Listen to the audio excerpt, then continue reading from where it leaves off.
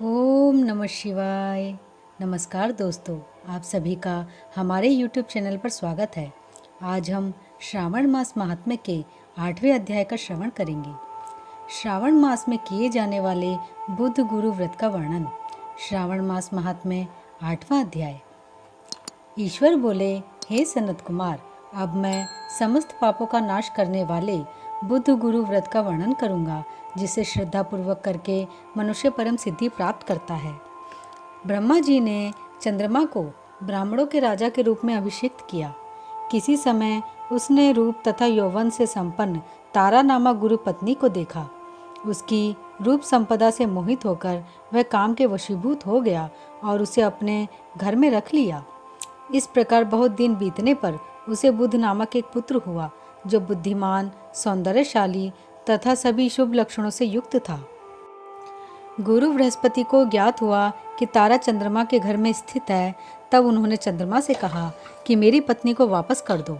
अनेक तरह से समझाने पर भी जब चंद्रमा ने तारा को वापस नहीं दिया, तब बृहस्पति ने देवताओं की सभा में जाकर देवराज इंद्र को यह वृत्तांत बतलाया और कहा, हे शक्र, आप देवताओं के राजा हैं, अतः अपनी आज्ञा से आप उसे दिलाएं, अन्यथा उस चंद्रमा के द्वारा किया गया पाप आपको निस्संदेह लगेगा, क्योंकि शास्त्र निर्णय के अनुसार प्रजा के द्वारा किए गए पाप को राजा भोगता है। पुराण में भी ऐसा कहा गया है कि दुर्बल का बल राजा होता है। गुरु का यह वचन सुनकर चंद्रमा ने कहा, मैं आपकी आज्ञा से तारा को तो दे दूंगा, किंतु इस पुत्र को नहीं दूंगा। शास्त्र के अनुसार विचार करके देवताओं ने उस बुध को चंद्रमा को दे दिया। इसके बाद गुरु को उदास देखकर देवताओं ने उन दोनों को वर प्रदान किया, हे चंद्र, अब तुम घर जाओ। यह तुम्हारा भी पुत्र है और बृहस्पति का भी है। यह तुम्हारा पुत्र ग्रहों में प्रतिष्ठित होगा। हे सुराचार्य, आप यह दूसरा भी शुभ वर ग्रहण कीजिए कि जो बुद्धिमान व्यक्ति आप दोनों बुध गुरु का व्रत मिलाकर करेगा, उसकी संपूर्ण सिद्धि होगी। यह सत्य है, इसमें संदेह नहीं। शंकर जी के लिए अत्यंत प्रिय इस श्रावण मास के आने पर जो लोग बुधवार तथा बृहस्पतिवार को पूजन व्रत करेंगे, उन्हें सिद्धि प्राप्त होगी। इस व्रत में दही तथा भात का नैवेद्य व्रत सिद्धि में मूल हेतु है। स्थान भेद से आप दोनों की मूर्ति लिखकर पूजन करने से भिन्न भिन्न फल प्राप्त होता है। यदि कोई हिंडोलों के ऊपरी स्थान पर आप दोनों की मूर्ति लिखकर पूजन करे, तो वह सर्वगुण संपन्न तथा दीर्घायु पुत्र प्राप्त करेगा। यदि मनुष्य कोषागार में मूर्ति को लिखकर पूजन करता है, तो उसके कोष बढ़ते हैं और वे कभी क्षय को प्राप्त नहीं होते। इसी प्रकार पाकालय में पूजन करने से पाक वृद्धि और देवालय में पूजन करने से उनकी कृपा प्राप्त होती है। शय्यागार में लिखकर पूजन करने से स्त्री का वियोग कभी नहीं होता है। धान्यागार में लिखकर पूजन करने से धान्य की वृद्धि होती है। इस प्रकार मनुष्य उन फलों को प्राप्त करता है। इस प्रकार 7 वर्ष तक करने के बाद उद्यापन करना चाहिए। उद्यापन से पहले दिन अधिवासन करके रात्रि में जागरण करना चाहिए। स्वर्ण की प्रतिमा बनाकर विधि पूर्वक 16 उपचारों से पूजन करने के पश्चात तिल, घृत, चारु और अपामार्ग तथा अश्वस्थ से युक्त समिधाओं से होम करना चाहिए। अंत में पूर्णाहुति देनी चाहिए।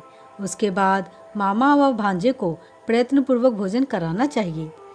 इसके बाद ब्राह्मणों को तथा अन्य लोगों को भोजन कराना चाहिए। स्वयं भी भोजन करना चाहिए। इस विधि से 7 वर्ष तक करने पर मनुष्य सभी मनोरथों को प्राप्त कर लेता है।